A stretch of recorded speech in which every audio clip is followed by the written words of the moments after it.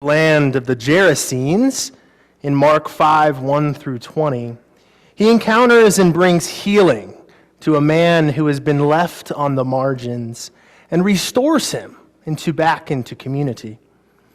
Mark tells us that immediately as Jesus stopped out of the boat, a man with an unclean spirit came suddenly towards them.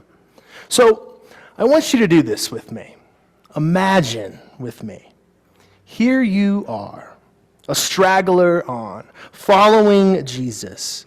You've just nearly died, and as you step on some dry ground for the first time, a crazy man, completely naked, comes racing down from the tombs. You don't want to really be there anyways. It's in Gentile country, and you notice that there are foul, unclean pigs everywhere.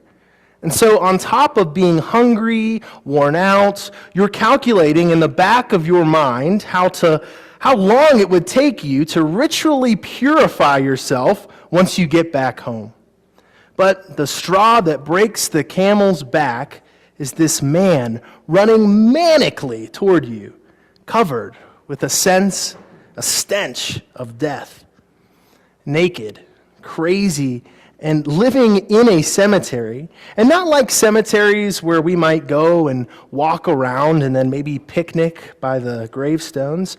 No, this is a cemetery of open tombs hewn out the side of a hill. Tombs you could walk into and where bodies were laid out to decompose, and then all the bits are gathered up and put in a box. He lives there. Imagine a guy going bonkers right when you arrive to an unfamiliar and uncomfortable place. Mark says that he had been previously bound. Over and over again, the community had tried to restrain him. What kind of person do you try to restrain? A person who's out of control, someone who's dangerous, right? As I read this gospel text in Mark, I immediately thought of a story that a woman named Jan shared. She used to work as a live-in crisis interventionist. She was working at a transitional facility for women who were homeless due to some combination of incarceration, addiction, and mental illness. As she was working one evening, she encountered a beautiful young woman by the name of Annie. Annie was living as a long-term resident at this transitional living facility. She had deep faith and was a much beloved member of the community. In fact, many people in the facility looked up to Annie. Annie was 12 months sober. One day, she returned to the facility high on her drug of choice, crack cocaine. She relapsed. The effects of crack can be quite dramatic. It took 2 police officers to restrain this otherwise gentle woman from harming other residents. She was handcuffed and laid on the ground, foaming at the mouth. Jan, the crisis interventionist employee, went over to comfort Annie. She gently stroked her hair and told her everything was going to be all right. It was a sad moment for other residents peering through the doorway. They had tears in their eyes as they watched the one person they believed was going to make it through recovery suddenly back in the chains of her addiction. If she, being 12 months sober and relapsed, what hope did they have? Annie was taken to the hospital and then to jail and then returned to the facility a couple days later with very little memory of the event. She shared that she didn't really remember anything except that a hand was stroking her hair and someone was telling her that everything will be all right. She was convinced that it was God who was able to use the hands of another to break through the harrowing effects of crack cocaine, and to bring hope when all felt lost. In this text today from Mark, we hear Jesus encountering a man and bringing hope when all felt lost. This marginalized man horrified his neighbors by howling among the tombs, commandeered by diabolical powers that provoked him to appalling self-abuse and impossible restraint. He howled and dashed himself with stones. His strength is such that no human figure can bind or control him. Only the hands of Jesus had the capability to do that.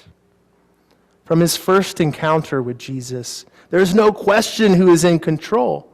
Jesus is the strong one with the upper hand. The demon-possessed man cowers and asks to be left alone. When it became apparent that Jesus will expel demons, they asked instead to be sent into this nearby herd of swine, a herd of pigs. Jesus permits this, and the herd of pigs go headlong into this lake or this sea, and they drown. This is the climax of the story. And unlike a horror movie, this story has a happy ending. Well, except for the pigs, I guess. The formerly possessed man is later coherent and healed from his possession. As Jesus gets into the boat to return to Galilee, the healed man wants to go along. He begs that he might be with Jesus, the one who healed him. However, Jesus refused the man's request. Although Jesus does have a mission for him, he commands the man to go and announce what the Lord has done for him. And the man does just that. Notice, though, that he proclaims what Jesus has done. So, let us bear witness to the mercy shown to him by God through Christ. The healed man serves as a model for Christians of every time and every place to reveal the life-saving works of Jesus. Jesus renewed and restored this man who was struggling and marginalized. And if you sit here today in Holy Cross Lutheran Church and you are struggling, know that Jesus renews and restores each and every one of you. Holy Cross, Jesus calls each and every one of us to go out to those who are marginalized, despaired, and lost.